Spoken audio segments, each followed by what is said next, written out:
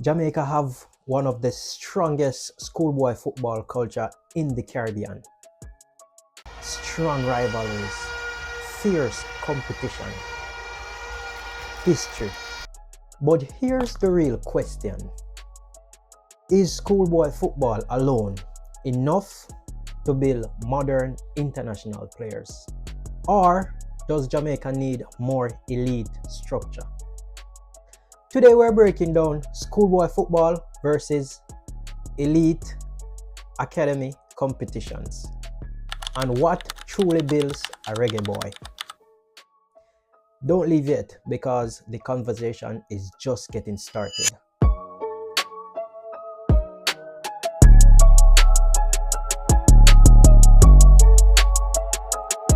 Welcome back to Guntertainment, guys. I'm your host Richard Gunter, and today we have a spicy video that I believe will capture a lot of attention from the Jamaican public.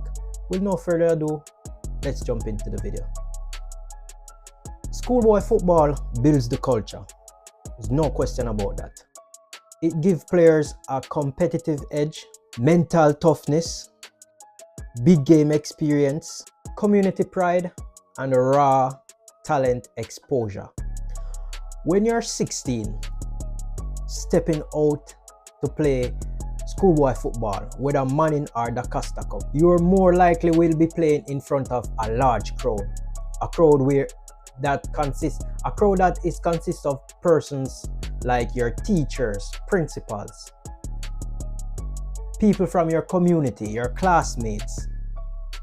That's a lot of eyes on you. And knowing the fact that you have your community and your school behind you, cheering you on, that builds a lot of character. That builds fearlessness. That builds Jamaican grit. We have always been known as a nation full of fierce, full of perseverance and strong mind. This system has built generation of Jamaican players, and we must respect that. But to be honest, over the years, football has changed. The modern game has changed. Football is now more faster, more smarter, and the game is way more tactical than it used to be. And because of that, I think schoolboy football has limitations.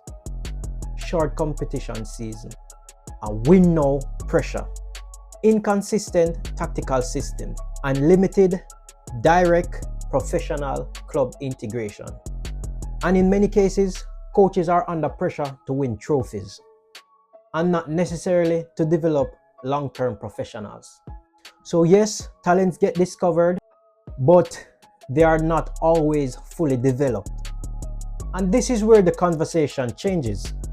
I recently heard the former director of football in Jamaica and now interim head coach Rudolph Speid. He has pointed out something important. Jamaica now has a national football academy and the KFC Elite Cup club competition.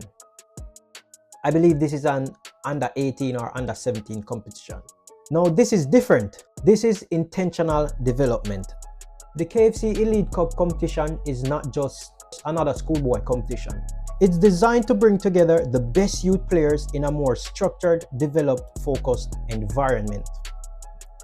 What makes it different? A longer exposure, elite level oppositions, structured scheduling, better scouting alignment, and more emphasis on development. This competition bridges the gap between raw talent and professional readiness. It's not just about lifting a trophy. It's more about preparing players for national youth teams, overseas trials, overseas contracts, and tactical intelligence. And no doubt that's a big shift. Now, the National Youth Academy. The National Youth Academy changes everything. Instead of relying on schoolboy football rivalries, we now have centralized training standard, periodized development plans, technical curriculum, strength and conditioning integration, and tactical identity aligning with the national teams. This is how serious football nations operate. Not chaos, structure.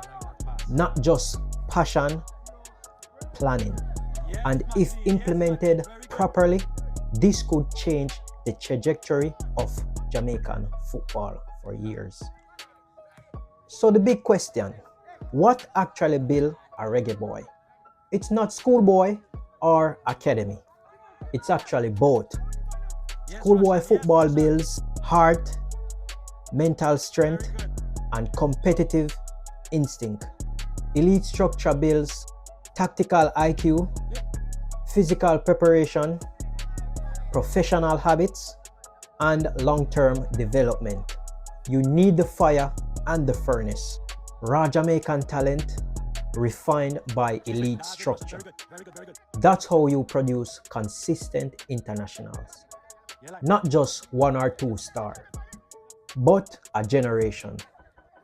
Now, if the National Academy and the KFC Elite Cup are now in place, the real question is this: will they be supported? Will more clubs be aligned with it? Will school coaches collaborate? Will funding remain consistent? It's all good said and done that these projects are being in place, these grassroots projects are being in place, but the way to maintain this structure is if it is consistently being sustained. That's the only way structures like these will work. Jamaica has the talent. Every day I come on here and I always stress that Jamaica has always have the talent, because it's not a lie. We all see it. You don't, even the blind man could see it. The talent is already here, raw talent. So I'm really happy to know that these things are in place, because this can literally shift the trajectory in Jamaican football. And I think what the under-17 boys have just done is probably a product of these systems that are being in place right now. We can also see what the U17 girls, they are in their qualifiers right now, and we are seeing what they are doing, and I believe they too will also create history as well. They too will also progress to their U17 World Cup.